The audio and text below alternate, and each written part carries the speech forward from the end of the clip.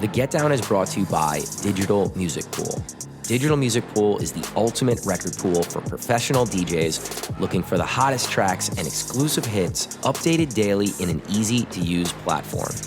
You can find exclusive edits from myself, Cream, Adam B., Andrew Marks, Angelo the Kid, Armin Avero, Chumpian, Dan FX, Castro, Pat C, and Samus J only on DMP. And we're giving you a chance to try their service for just $9.99 for the first month. All you have to do is click the link in the show notes or on the Get Down or Cream Instagram pages, create an account, and enter the promo code CREAM at checkout for your discounted month. DMP is my go-to record pool for new and exclusive music to play in my sets. So become a member for just $9.99 for the first month with the code CREAM and check it out for yourself. Click the link in the show notes or on the Get Down or Cream Instagram pages to sign up now. You will not be disappointed. If you love listening to the Get Down, you will love the video version of our show on YouTube even more. With all new audio and video upgrades, we've taken the show to the next level.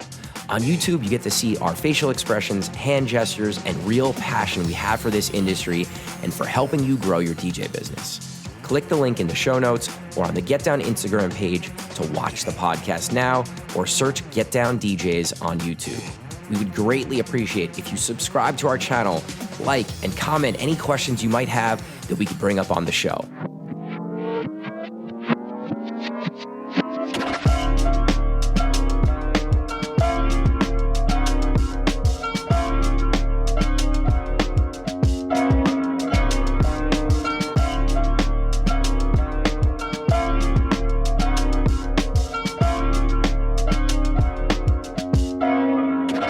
What's up, guys? Welcome to the 152nd episode of the Grow My DJ Business podcast, brought to you by the Grow My DJ Business Discord and Digital Music Pool. My name's Cream. Gary W. How's it going? That intro is more and more of a mouthful as we go here. I was gonna say, that is a mouthful. It's a whole lot. Oh, man. All right, let's get right into it because I want to talk a little bit about this past weekend. I had a really unique, slow, weird weekend. And I was texting you and I was like, man, I can't wait to talk about this on the podcast because I don't remember having a weekend like this for years and years and years and years and years. Yeah. And it's a holiday weekend. It's a Memorial Day weekend. We always talk about how, you know, all the customers go to sort of those holiday vacation areas. I played up at a casino up in Connecticut at Mohegan Sun that I'm a resident at. It's generally always very good. And I wasn't really sure what to expect on the holiday weekend, but it was like the slowest, hardest DJ set I've had in a long time. While you're there, like as this is happening, what is your initial thought? Are you thinking like, okay, we're going to get better? Are you playing like, you know, what was your knee jerk like, this could be a slower night and I might need to readjust the way I'm thinking about my set? Yeah, I'm going to paint the picture because leading up, you know, the casino, how busy the casino is always a pretty good indicator. And also they have a huge event space. So sometimes there's like Connecticut Sun games. Sometimes there's big artists. I'm trying to, like, there was a huge Latin artist the last time I was there. Frankie Valli and the Four Seasons play there. But then they'll have, like, Shane Gillis at the Comedy Place. So if you line up on a weekend where there's a big act that's younger, you know, like, I don't even know, Kelly Clarkson, like, they have big artists sort of all over the map. And then you sort of get a spillover into the nightclub afterwards. There were no events in the event space. The casino was really slow. I go to dinner at Tao a lot when I'm there. They have a Tao. And like for me to just walk into Tao and the bar to be wide open, I'm like, damn. Like usually I'm lucky if I can grab one bar seat. So like all the signs leading up were saying to me like it's gonna be a slow go, but we'll make the best of it. We always do.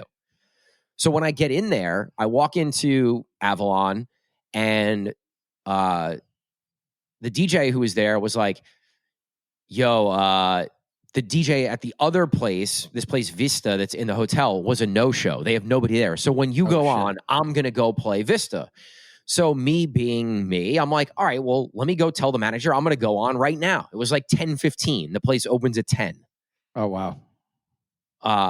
so Dak was like, shout to Dak. He was like, I'll run over there. I go to the manager. I'm like, I'll jump on right now. I heard there's no DJ at Vista. So I start playing at 10:15, which I've never done there before. I've only ever played there as a headliner. So now you're opening for yourself. So now I'm opening for myself on a really slow night. I usually get in there early enough to see what Dak's playing, and it's usually always like hip hop, and sometimes he'll go up for a little bit, but mostly he plays down tempo because he knows I'm going to go on and play a lot of up tempo. So I sort of did the same thing. I played a little Latin, played some hip hop. I went up and did like a dance set and then went back down. And like we're getting to like 11:45 where I would have already been on as a headliner and playing my intro and playing big records. And there's like 30 people in there. Oh my God. Really? That many? There was a table or two and there was some bottles coming out. So I was doing my normal, my normal routine. I think that was important for me to present myself in the way that they always see me there. Right. Still get on the mic, still do the birthday shout outs, still do the bottle call outs. The music was the thing that I struggled with the most. Right. Well, that stuff that is probably more important in an empty room, right? Like you still, like those people have spent that same money that they would have spent that if it was a packed room. You still want to make them feel at home and you want to make them feel special and welcome. And so that part of it's big. And that's probably that, like you're saying, is probably the easiest part of your night. The music to match 30 people in a big space is very difficult. Right. So, Dak is also the light guy. So I lost my light person on top of all this, which always helps to create a vibe. We had some presets, and one of the barbacks actually helped out on the lights towards the middle to end of the night, which was great. Team effort. Love this. We just had so much kind of going against us, and I still hit big EDM stuff. I still hit some tech house because that's what people who go to that room expect, I still played open format. I played way more open than I normally would. Right. I played way more sort of mainstream than I ever would there. Right. And I was still getting like strange, weird requests. Like someone asked me to play, not the cha-cha slide, but like one of those. What's another one? I can't think of it. I don't know. I'm trying to think of some of those line dances, but yeah.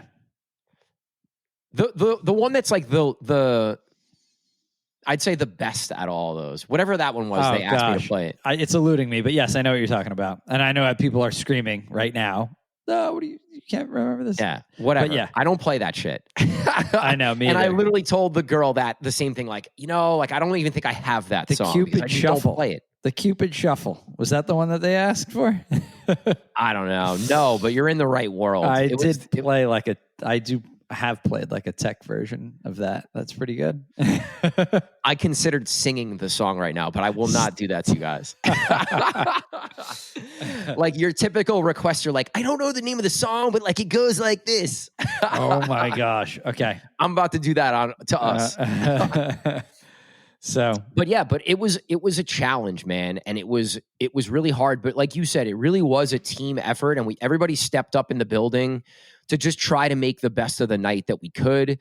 And I really think the manager appreciated me, jumping in and saying, I'll jump on right now, even though I wasn't supposed to go until 11:45. Appreciated me still doing all the things that I would normally do in the room, even though we, at max probably had 50 to 75 people at like the height of the night. Just a tough situation to be in. Right. You know, from walking around the casino and going to grab a drink and some food at the restaurant, that it's not going to get better. There's no hope in it getting better. This is what you have in front of you, and you're going to make the best of it.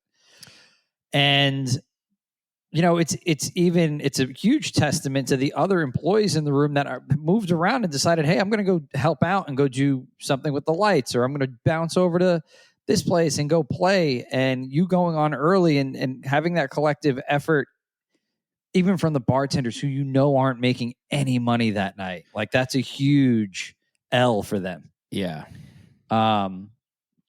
Somebody tipped me like $50 or $100, and I gave it to the bottle server who was working, like we have 2 huge setups next to the DJ booth, and like there was nobody there. So she was like, she brought me some waters and a drink, and like I was like, here, just take this because I know you're not making any money. Right. I mean, it's a collective effort. It's tough. Those are tough weekends, and especially in Connecticut, you have so many options, right? Like they're what we would call the shore in Jersey. That's where we go, right? People go out to the Hamptons. I'm sure from Connecticut, you can either go to the Hamptons or you can go north, right? What is their vacation spot for the summer? I don't even know. I know Connecticut has like the whole shoreline. So there's definitely a whole shoreline of places that people go, I'm sure. That's true. I know. I forgot about that. But Cape Cod, I'm sure, is probably up there. Right. So, So I explained what I did and how that night went. But if you're listening, what are some things that DJs listening should kind of take into consideration when they're faced with the same thing, right? Like we have July 4th, we have Labor Day, like we're going to run into the same thing throughout the rest of the summer. So what's some advice that you would give DJs that are going to run into this thing again here? I would say what I normally do in a bigger room that's empty is focus on the people that are there. You really need to hone in on, and I do this normally, I think too, when I'm beginning my set. We've talked about this a little bit, where I jump around a lot. I find myself like moving every 10 minutes to genre to find out, till I find one that really hooks a group. Like, oh my God, like you could see there's a big reaction out of them, right? And it's like, okay, this is great. That's what they're into. I can really lean into this for the next 20 minutes, right? And then maybe bounce out of it and try to find something for the next group. But back pocket, I always know that group really loves that kind of music, right? And I can always lean back into that. Requests are another big one, right? Always take those requests. I know that you were handed probably not the greatest request in the world. Would I have maybe played that? I don't know. Maybe I would have tried. It was an older person. Okay. So like, no, it didn't match. That person didn't match the rest of the people in the room. Right. That person didn't match the rest of the people in the room. Yeah. I just felt like it wouldn't have helped my cause except to make that one single person happy. It's different if somebody comes up and asks for that and they have a group of 15 and you have 50 people in the place, right? Then you do it, and then they could start doing their line dance, and maybe all 50 people are doing this stupid line dance, right? And you just highlight, like, that could be the highlight of the night, right? So I think requests are another big one. So I don't know. I would say those are the 2 major ones. Really focus in on your groups and make sure that you're taking requests from anybody who's in the place, as long as they make sense for what you're doing. They could be left field, but you never know. I mean, realistically, you just never know. It could work great. Yeah, I think there's a fine line of being able to do what you normally do in that room, but then sort of also, I'm going to say dumbing it down, but just making it more mainstream so that it's more approachable to anybody that shows up. I think that's the fine line that you need to figure out, right? You still have to sort of do what you do in that room on a normal basis, because I'm sure there are people that have been there before and know what happens there. But then you also have to play the room to what's in front of you. And if you're in an EDM room and the Latin Bad Bunny and Fade and whatever else is working, you might have to lean into that a little more to keep your crowd, right? So I think that's the first thing, is like, be open to adjusting what you would normally do to do what is best for the room, but still be able to maintain like the identity of the room. That's more important, I think, in your role in that space. Specifically, DJ Cream in Mohegan Sun needs to still do what DJ Cream does at Mohegan Sun, right? That is most important for your brand and also for the brand of the nightclub, right? You want to still stay on brand for yourself and the space, but then also be a DJ and play the room. I think that, and if you are a local act and you're not being booked for your name, you need to be a DJ. Period.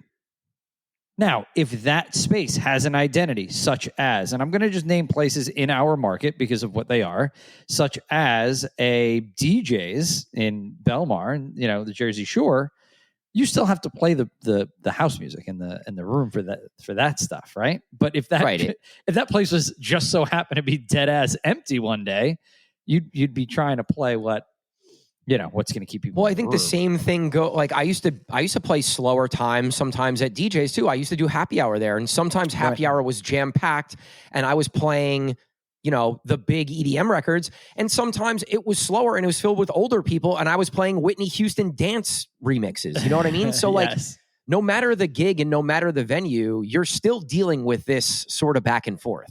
But I wanted to make a distinction that make sure that, you're speaking of more of artist DJ Cream, who's booked at Mohegan Sun as DJ Cream. And you need to still do what you need to do as that headliner. Right. There's a bit of a difference between that. Like you really need to make sure that you're doing the headliner Cream thing to some extent, a little bit. Well, they're hiring me to do that essentially, Right. So it's like, and that's why it's important to do that. So the next point that kind of goes along with that is your energy and your body language is really important in these sets too. You still need to bring the same energy that you would get if there's 1,000 people in front of you. Or if there's 50, it's your job to go and perform. And being a professional is putting the same effort and energy into a slow night that you would in a big night, especially in a big room like that. So, like I said, still jumping on the mic, still doing the 3, 2, 1 jump and like all the stuff that I would normally do, maybe not as much of it, but still doing it and still trying to create some energy with the microphone and dancing around and doing my thing that I would normally do. Yeah.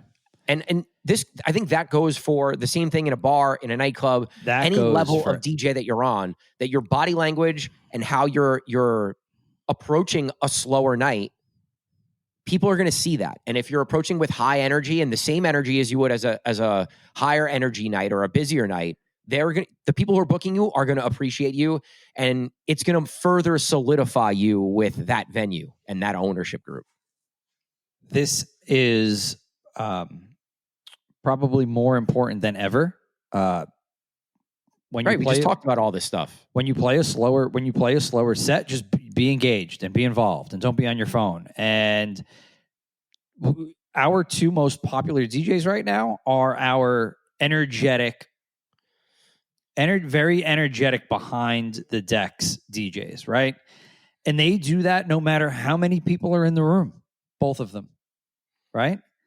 And they look like they're always having fun, no matter how many people. And it's so important. And it's so important because it creates energy in the space. And if you're going to put your foot up on the wall and you're going to text, and you're going to be replaced by a playlist real quick. Do not be that person that loses the DJ account because you're the lazy one that just showed up to collect a paycheck, right? Because that's happening right now where people are like, I mean, I said it the other day, I forget where I was talking about. I'm like, I don't understand why they have a DJ here. I think I was out somewhere here locally.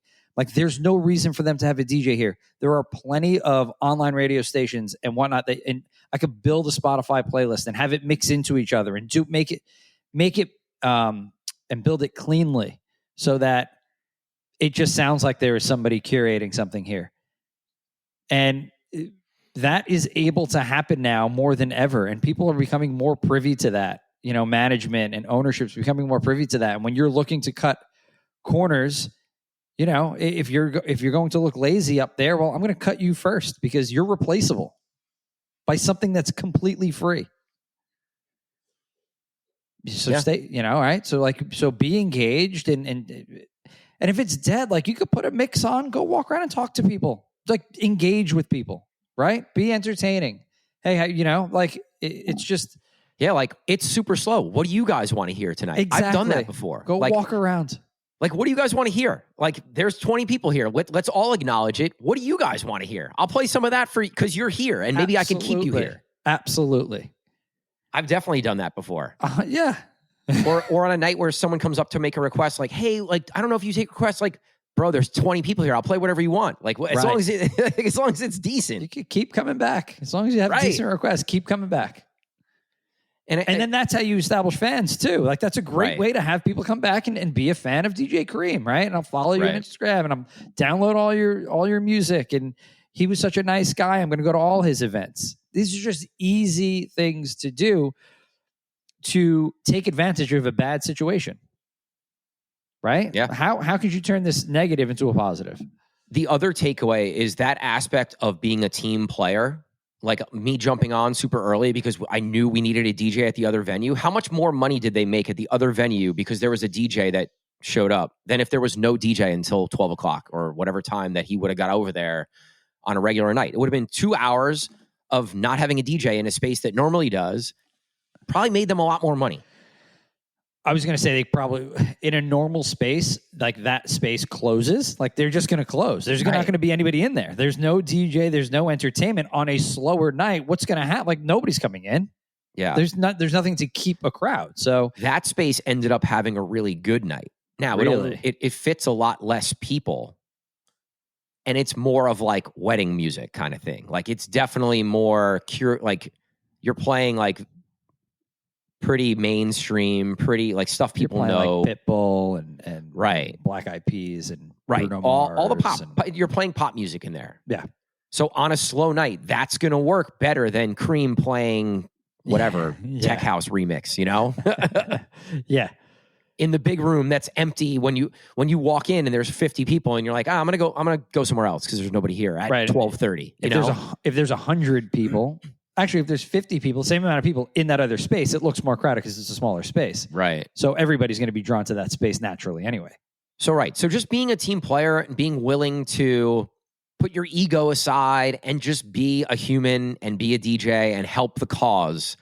Like, I knew I had a really good relationship with the team at Avalon beforehand, but I think that will help even further my relationship for doing that, you know? Definitely. And I didn't do that for any reason other than to help the night and help the team.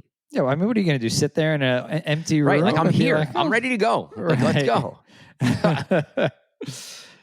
I hope that everybody listening would absolutely step up and do the same thing. Yeah. You know, without question, without thought. You just go and do your job. You just do it for a little longer. So I had a similar night the following night back home in Jersey. We won't get into it, but first time ever playing there, like sort of a brand new party. And it was just like equally as slow. And I'm just like, dude, I think this is the least amount of people that I've played for in 6 years in a weekend or in 2 DJ gigs.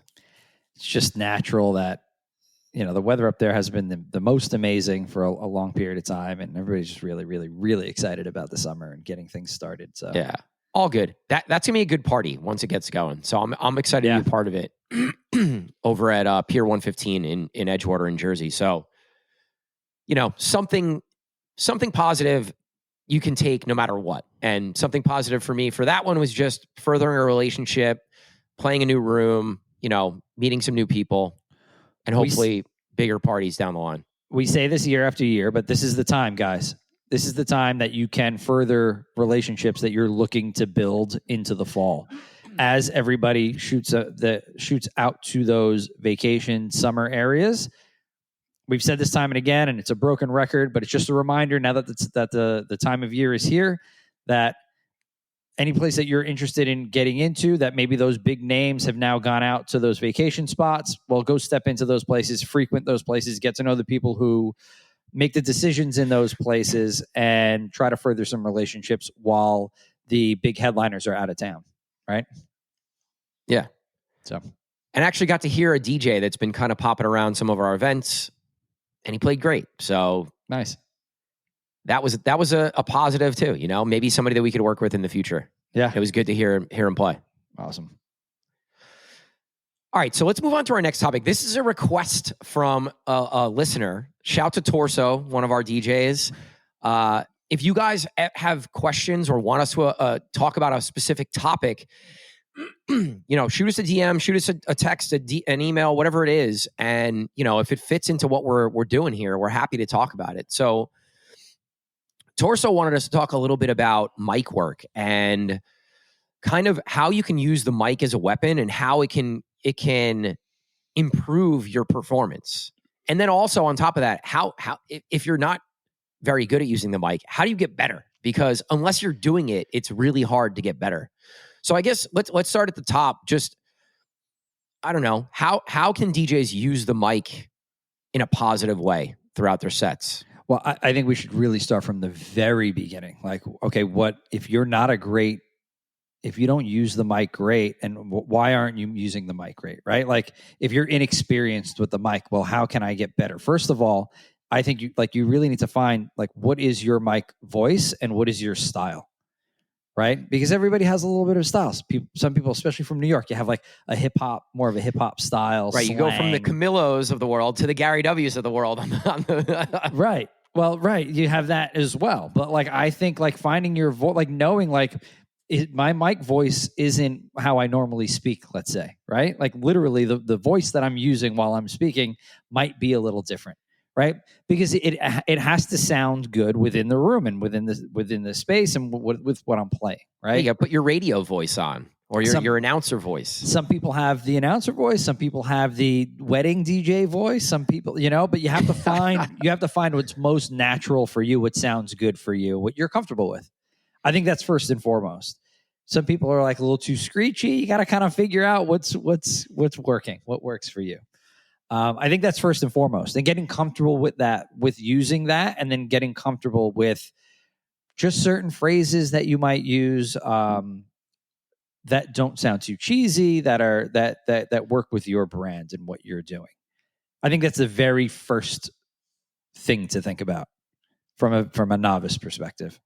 And I think a tactic that you could use to sort of try to figure out what your sayings or what your voice might be is go listen to DJs who use the mic heavily. Go watch a Camilo. Go watch a Nicky Riz. Go watch a Flex. Go watch anybody in your market who uses the mic heavily.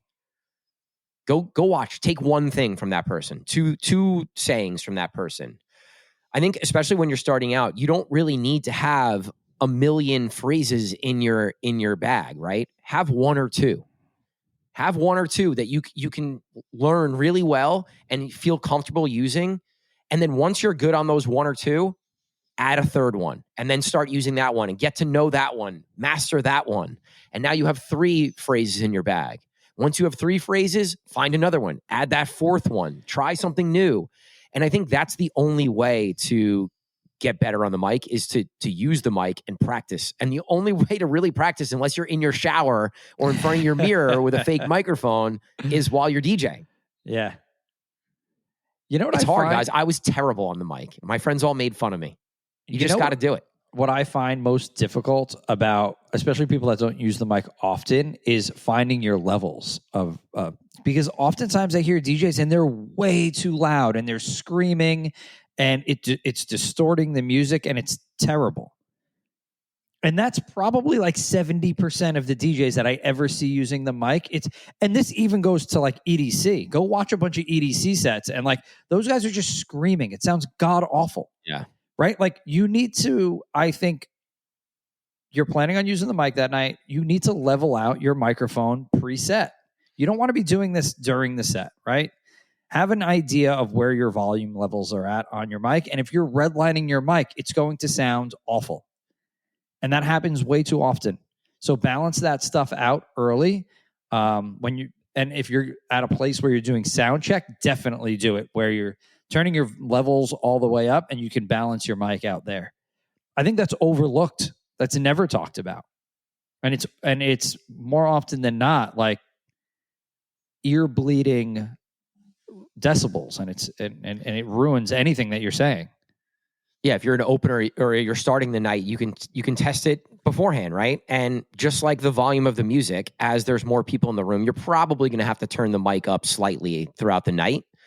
And then as a headliner, when I jump on, if I don't sound check, I'll literally just give a check 1 2 1 2 just to get a quick level real quick before I say the first thing or introduce myself.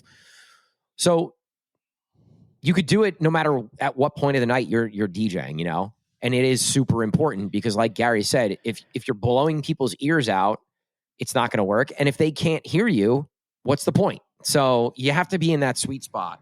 for sure.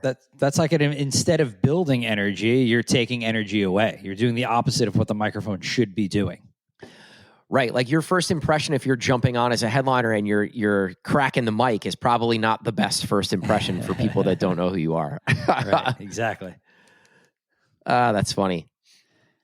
So, all right. So with mic work, as an opener, you're going to use the mic, or if you're starting the night and playing the full night, you're going to use the mic a lot less, or maybe not at all, than if you're playing the main set or a headliner, or it's getting later and it's now go time kind of thing. So early in the night, you really don't want to use the mic unless a venue is saying, I want you to use the mic every time a bottle comes out, or I want you to give this happy birthday. Unless someone from the venue is telling you to use the mic, I wouldn't even touch it until 11:30, 12 o'clock probably. Yeah. Until you start to feel the crowd change and get ready to go, and you start to increase the energy of your music, like at that point, I think it's then time to consider starting to use the mic. Yeah. What are some ways for DJs to like, we sort of talked about this, like if you're not comfortable on the mic, what are some ways for you to get comfortable? Is it just you using it in your sets? Is there another way to get comfortable? I think it's just using it in your sets. And I would really focus on maybe not overusing it, but really practicing in maybe your smaller spaces, not your biggest gig of the week, right? But maybe like one of your smaller gigs of the week, one of that doesn't have as many people. Maybe that's a really great place where you can, really, and maybe somewhere that's like your home, maybe your residency, something that's really used to you, and it's not going to mess up your relationship with the venue. That's always a great place to practice anything, right? Yeah, that's a great call. You're practicing whenever you want to test new music. Your residency is a great place to do that. You want to test out different phrases on the microphone. Your residency is a great place to do that. It's not going to hurt your relationship. So I think that's a really, really great play. That's a really great practicing ground. And then you carry that stuff into your bigger gigs. Yeah, I like that. I think that's great advice. And thinking back on my career, that's exactly what I did. Yeah. You use the mic in those places where you're comfortable, because if you're comfortable, you're going to do a better job on the mic. And from someone who was very self-conscious and was scared to use the mic, I was more likely to use it in places where I felt comfortable. In your residencies, you're going to feel the most comfortable. That's a great confidence builder. Yeah. It's hard, guys. Like the mic can be used as a way to supplement your sets, right? It's a way to increase energy. It's a way to kind of get the crowd to react in a way that you want them to react. And it's super important. And if you're not using the mic, you need to figure out a way to work it into your sets, even if it's just sparingly. I know, Gary, for a long time, you never used the mic, and more recently, you've kind of gotten into using it a little bit. Yeah. And it's funny, like, I don't get to hear you play a lot, but when I walk in and I hear you jump on the mic, I'm either like, Gary's either feeling really good about this set, he's a little drunk, like something. I went to do it last week at Ashford because we had really great energy in the room. And you know what? Honestly, it goes along with the rest of DJing. You get that feeling that, all right, now's the time that I need to be using it. Now's the time. It's just like anything. Okay, I'm feeling it in my gut that we're going to be go time right now. It's going to be peak hour. Same thing with the mic, with my mic work, at least. I feel it like, okay, we need the microphone here. We might have a little absence of energy for this like last 5 or 8 minutes. Like we could pick it up in this area. I feel it out more than I do that. I'm not thinking about it overtly or on purpose. It's more like I get this feeling like I need to get on the microphone right now.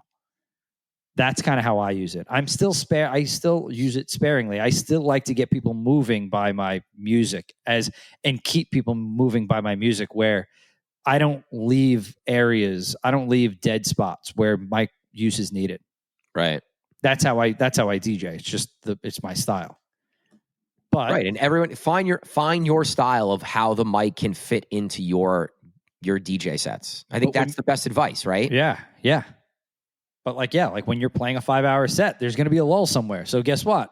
use the microphone because you're going to need a little boost in energy. In the venues, the few venues that don't have mics or don't want the DJs to use the mic, I feel like I'm missing one of my like weapons. Like one of the tools in my toolkit is taken away, and I don't like playing in those places because it's like the mic is a way for me to help make you more money. I'm not going to be Camilo on the mic, and I know that's why places don't want microphones sometimes because some DJs overuse the mic. And again, like maybe they think you're overusing the mic, but maybe that's just your style and that's how you DJ, and that's it, you know? That's on the venue to do their homework and know, hey, just don't book that person. That person's style doesn't fit your place, so just don't book them, right?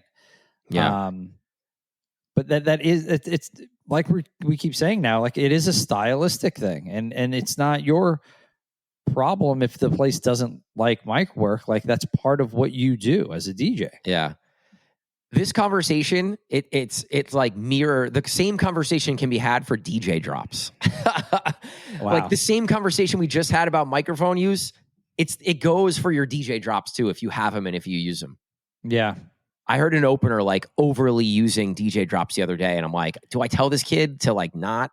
But why are openers even using a DJ drop? Like that's not your space. I don't know. Wow. Is that controversial? Is that a controversial topic? Should openers use drops? Yeah, I think it's okay for openers to use a DJ drop as long as it's sparingly. Not like if they're not going to use the mic, okay, then I think it's okay to drop your DJ drop every once in a while. But as an opener or an earlier in the night, use it very sparingly, once, maybe twice, kind of thing. I've now run into a few different bartenders in different venues that hate them, make fun of like our DJs for using them, and like we'll say like whatever the drop is, like in the drop, you know. And I'm like, oh my gosh, I was like, I know that drop. And they're like, yeah, that's all we heard last night. I'm like, phew. I think that's going to be said when it's overused. So even during your peak hour set, like sparingly, guys, use it sparingly. I'll use my cream ones if there's, you know, when I use them, if there's a song that I'm not quick mixing out of and it's going into the second bridge or build or vocal, that's where I'll use it because I need to fill some space. Where you have space. I'm using it strategically so there's no dead air. It's like the microphone, right? You're right. You're right. These are parallel. It's the same conversation. It's the same exact conversation. Oh, man. There's some of our guys have really funny, amazing DJ drops. Definitely. Like Dario's is real. Dario Valley, shout to Dario. He's got a great one. His one's amazing. But that can get stuck in your head bad. His can really get stuck in your head. I'm trying to think who else has really good ones. Tone Set has got a good one. I don't know Tones. It's just like an affected Tone Set one. Okay.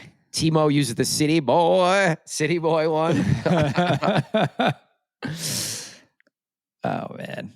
Let's see what else here. I think the final thing I'll say, I was the first time I ever started to feel comfortable with the mic was when I was forced into going and being an MC for a private event. Yeah. And I've never been more scared in my entire life than being a host or DJing and introducing everyone on a mic at a wedding of people I didn't know. Like most scared I've ever been probably as a DJ. Yeah. But after you do that a couple times, like you could do anything, you know? I got forced into DJing, not forced into DJing. So I was DJing my buddy's wedding, who's also a DJ, a pretty good DJ. Remember Tall Nick that we used to work with? So I go and do his wedding and he's telling me like, oh, there's not really much mic work. And then I get there and I have to do like all the announcements and like everything. So not only like, and he knows I don't like the microphone. Right. For him, it's not a lot because he's a wedding DJ. Right. So not only do I have to do this, I have to do this for another DJ who's an excellent DJ and wedding DJ. Yeah. Pulled it off very well. They said I did a great job, but I don't know if they were just being nice, but still,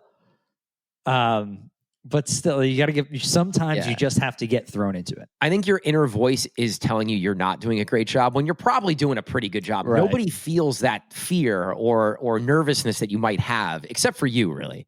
Yeah, that's true. I think actually a good one technique I used to sort of get over that fear was I just wouldn't look into people. Like I would look down at a paper for a wedding, right? I'm announcing names. I'm looking at the paper. In nightlife, I'm looking at the mixer on the mic, not into the crowd where I can make eye contact and feel some type of way. Right. So that was another technique that I used was like, just don't look at people. Look somewhere else. Yeah, I mean, that works. If you're on a stage, sometimes like you can't even see out there anyway because the lights are bright, you know? Yeah, which I'm sure helps. All right, let's transition. We're seeing more and more country events. We're seeing DJ Big Country now playing all over the place, opening for Vavo and for some other bigger acts, playing some festivals. We're being asked for country DJs constantly at this point. Constantly. Like, this ain't your grandmother's country music anymore. Well, so I'm driving in the car this morning, right? And Morgan Wallen's new song comes on. And I've seen this creeping into country for a long time now. We've always had this hip hop kind of element to country ever since Nelly started to do crossover 20 years ago, right? Remember, he had that huge track when we were in college, I think it was. And that was like the first real that I can remember in our time crossover hip hop country music. And now you're having more and more it's not even hip hop crossover. It's just straight up pop country has become like the new R&B, if you will. Right, like pop country has like that hip hop. They R&B have hip hop beats. Like there are more and more produced songs that you can produce, let's say on Ableton, just like straight up with like hip hop beats that don't have any kind of real instrumentation. It's not a ton. So I listened to like the top 50 today, and there's still plenty of acoustic guitars and real instrumentation, like your classic country. We'll call it. Right. But along with this pop country movement comes this pop. I don't want to call it instrumentation because we're using that in a different context. But like the instrumentals more modern. Are produced via Ableton or just on a computer, and it sounds like hip hop and it sounds like R&B, and it just has somebody singing over it with a Southern accent, Right. But like also like Morgan Wallen's almost kind of rapping and almost kind of pushing the envelope on a cross genre scope. So like it's really interesting, and that's why I wrote this ain't your grandmother's country music, or this ain't your grandpa's country music, because it's not, right? This is not something that they would listen to. Do you think that that's why it's become so popular? Do you think is that the main reason it's become more popular, because it's more accessible? The least educated and well-known country music hater, so it's tough for me to say. But here's what my guess would be. I think, would you say that a lot of these like pop hit country records are like in the 100 BPM range? That one I listened to today, and then along with like the tipsy Shabuzi one that was redone, that like I said, I'm into. I'd say and they're. And I think that lies your answer. Like that 100 BPM is always your sweet spot for like just party music, right? So I think producing in that 100 BPM range, not only does it create good original pop music, but also you see the EDM rage, and it allows for a lot of edits and remixes with country vocals, which is sort of making the genre more popular among people that don't necessarily listen to the straight up country. Right. So maybe if you hear a Morgan Wallen over Avicii, you might be more likely to listen to Morgan Wallen's album, kind of thing, and vice versa, Yeah. So maybe that sort of is one of the reasons. I think also you have an artist like Morgan Wallen who's massive, who can cross over to being more of a pop star and not just a country star. Yeah. Like, are there more Morgan Wallens? Like, I don't even know. Yeah, there definitely are, right? Yeah, I mean, there's plenty, but Morgan Wallen's he's it right now for the last year, and he has reached across genres, into pop big time. Like, he's a major pop star at this point. Yeah. He's not just a country star. So the other thing too, I think it's just like it's feel good music. It's summer music. It's like party music. It's drink a beer, hang out by the pool, right. And I think that just works with sort of where people are mentally right now.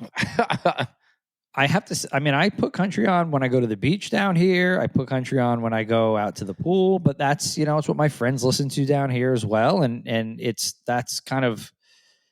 It's always been on my summer playlists, always to some capacity, especially, and that's dating back to that Nelly record, and then I kind of got into Kenny Chesney back then, and then have kind of dabbled here and there. Because you're right. It is feel good music. I want to crack a beer open and hang out. Right. And that's exactly what that music is. I just think that it's really interesting that the crossover, it's not even crossover anymore. Like, they're producing records to sound like hip hop that are country records. And more collaboration, I think collaboration is always a good thing. And it's creating this new country sound, and people are into it, and it's working. So we're going to see a lot more of it. We're going to see more EDM parties. We're going to see more country parties. The country venues we work with are crushing it. Like, they're the busiest bars around. It's very popular right now. It's going to be a wave. We're in this country wave right now for sure. I'd like to see more country EDM producers, honestly, because I enjoy Vavo, and I'm. Lavish Life's another one. They're signed with Disco Fries. Disco Fries played the EDM stage at, I believe it was either EDC or Coachella. I'm not sure which one, but I know they just played a huge festival at the EDM stage. Dope. I didn't know that. Yeah. I mean, I'd like to see, I'm sure we're going to see more and more of it. And I'd like to see, like I said, I like Vavo, and I like what they've done for that genre, kind of making that genre up almost, pioneering it. But I'd like to see it almost on like a next level up of energy. Diplo's into it. He did a country style album. Yeah. I think he was the headliner at Stagecoach this year for like the DJ stage. Yeah. I mean, Marshmello's been in the game now for a minute. Right. You're going to see more and more. You're going to see more and more hip hop artists as features. And you're going to see more and more EDM artists producing either EDM or just straight up country music. Yeah, I was saying Lil Durk, right? He's got a couple records I really like. Yeah.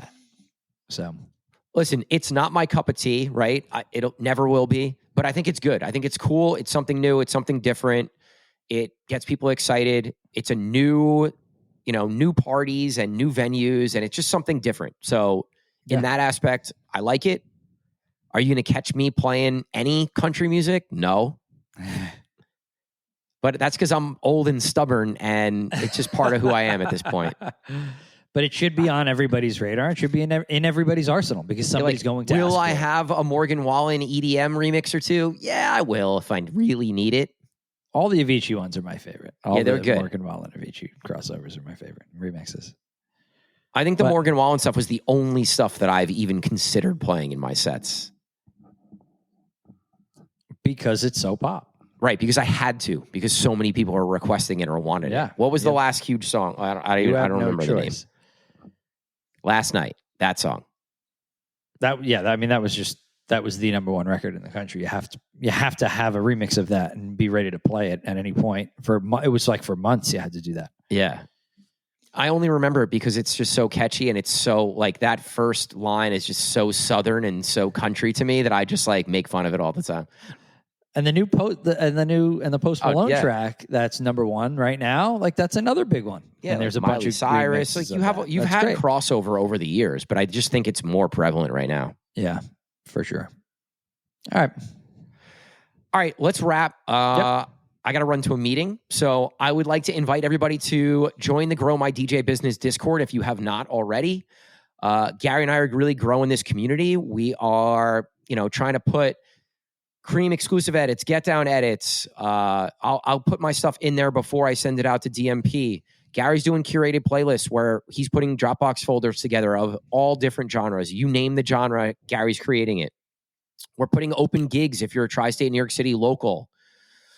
We're doing some coaching videos. There's all kinds of cool stuff happening in there, and we're going to continue to do cool stuff in there. You might see, early access to the podcast. There'll be some cool stuff as we continue to grow out the community. So definitely come join. The other thing I want to promo, Tuesday, June 11th is our next B3 Open Decks and Networking event. Again, for anybody that's tri-state New York City.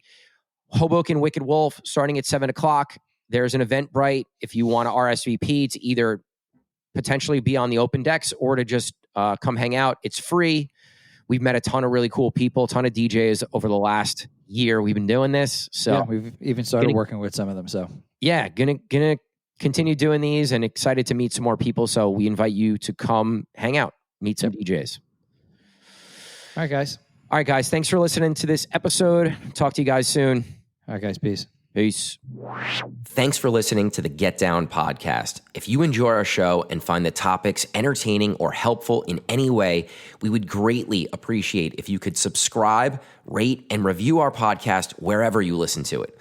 We want to help more DJs, and subscribing, rating, and reviewing the show is the best way for us to do that. We appreciate all the love so far. Thanks for listening, guys.